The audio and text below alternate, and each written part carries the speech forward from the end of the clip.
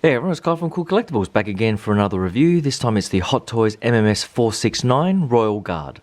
For all your 1/6 scale figures and more, click the link in the description below to head on over to Sideshow Collectibles. They ship worldwide, so definitely check them out. Alright, so I did get this in from Sideshow about a week ago, but it has been pretty crazy at work, so I haven't had the time to go through it. But it is a long weekend here in South Australia this weekend, so I do have a bit of time. So the packaging here, pretty stock standard stuff from Hot Toys in their Star Wars series. You get the front cover there and the picture of the two guards there. Most people probably will be getting two guards just to display next to at least the Emperor that has just been released in Hong Kong. So hopefully Palpatine comes soon. But that's pretty much it from the packaging.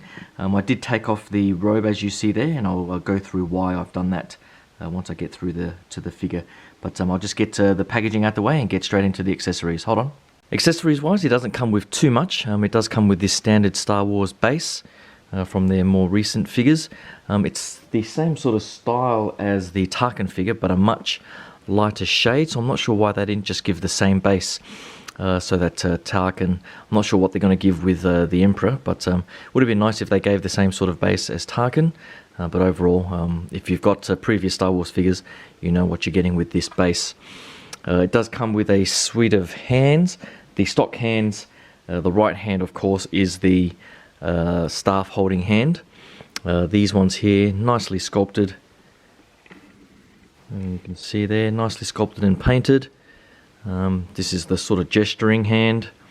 You do get a couple of fists here and another sort of staff holding hand. Overall, the sculpting is pretty good. I do like the way they've done the staff here. The silver paint application is very nicely done. It's all sharp, unlike some of the Sideshow ones which sort of look a little bit blocky and so on. But this looks pretty nice. So you don't get too much with it, and he sort of just sits there with that in his palm, and it does look pretty nice. So overall, pretty good with that.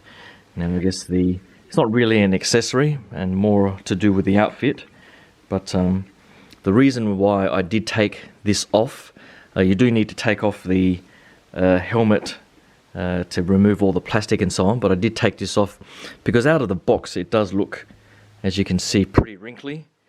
It doesn't sort of fold and lay on the figure that great, but the material is fantastic. It's a really nice sort of multi-layered material, so you get the sort of darker shade on the inside there and then the bright red traditional look.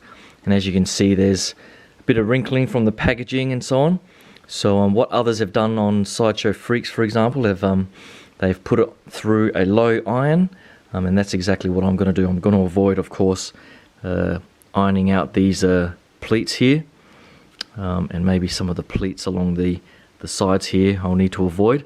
But what people have been doing is just ironing the inside just on a low heat, just to get out those wrinkles, and that really does improve the way it sort of looks laying on the figure.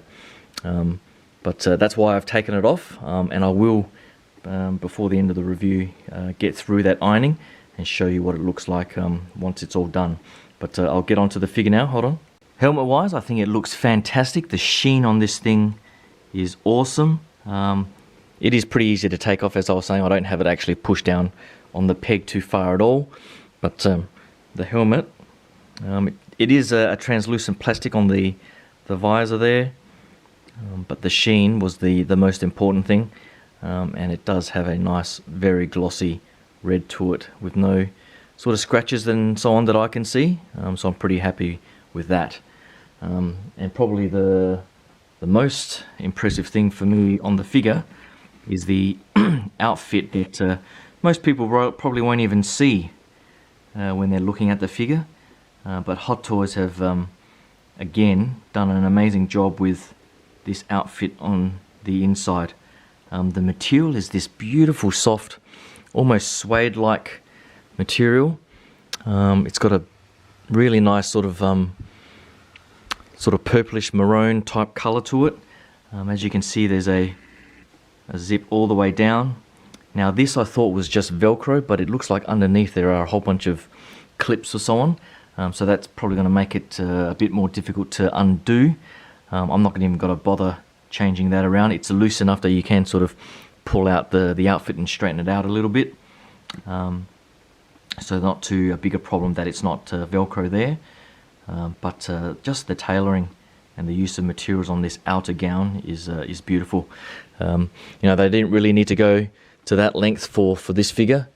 And most people were probably happy with a reduced cost and having just the outer gown, but I'm glad they went this extra mile.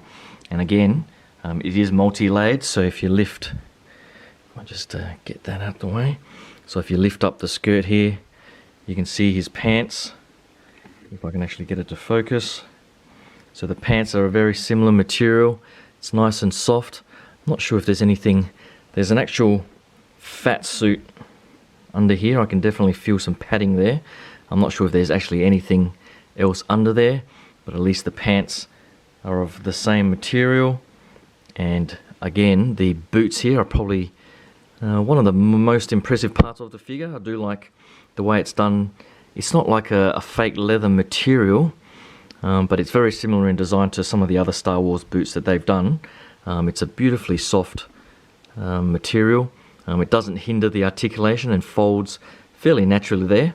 It would have been nice if they added a bit of extra padding or something there, but overall I think the use of material here and the articulation is really nicely done. So nice pointed tips on the shoes and all that. So no issues with this undersuit at all. And again, similar to the cloak, it's got this nice sort of sheen and separate layer on the inside there.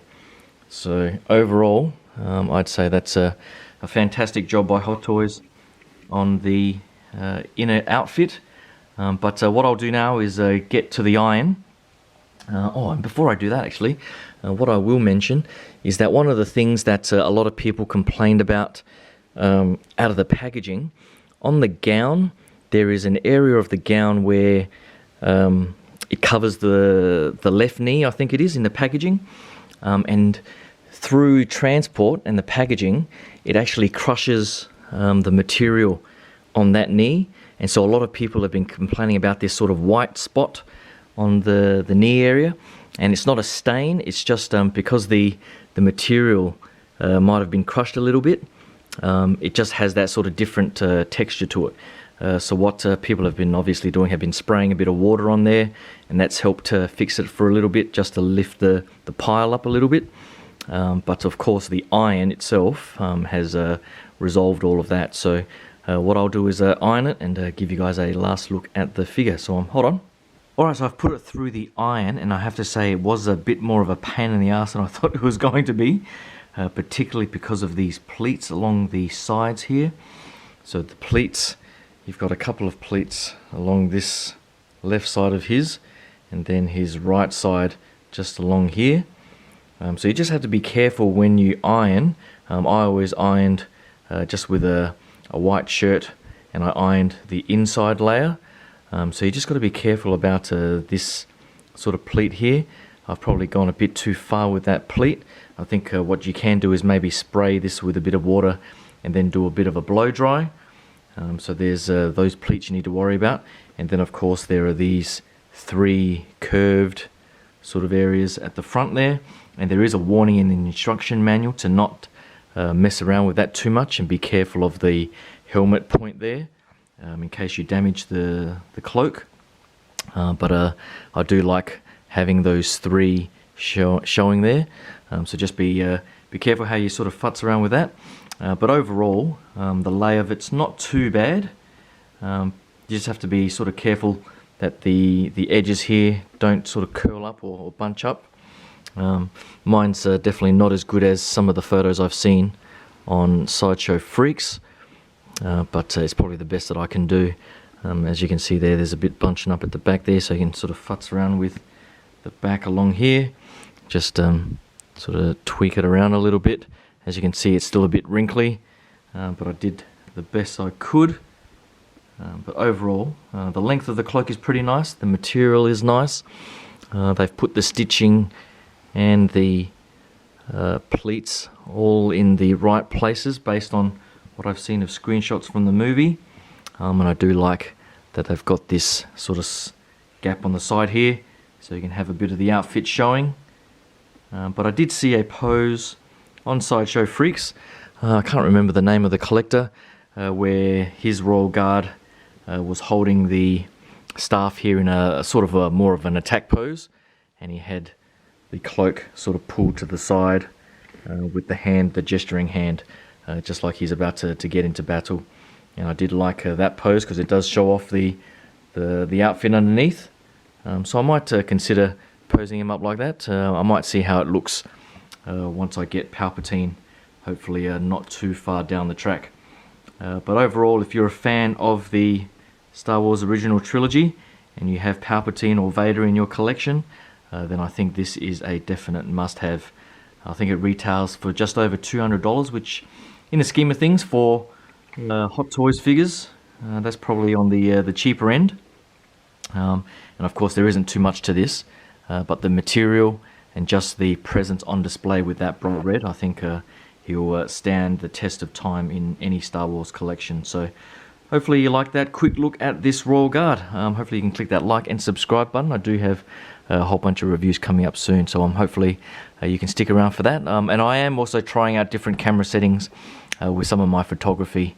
That is a bit amateurish at the moment, but hopefully I get better as I learn a bit more, and you can check out all the photos on the Facebook page, so head over there and check it out if you can. But thanks again, and I'll talk to you guys soon. Cheers. Bye.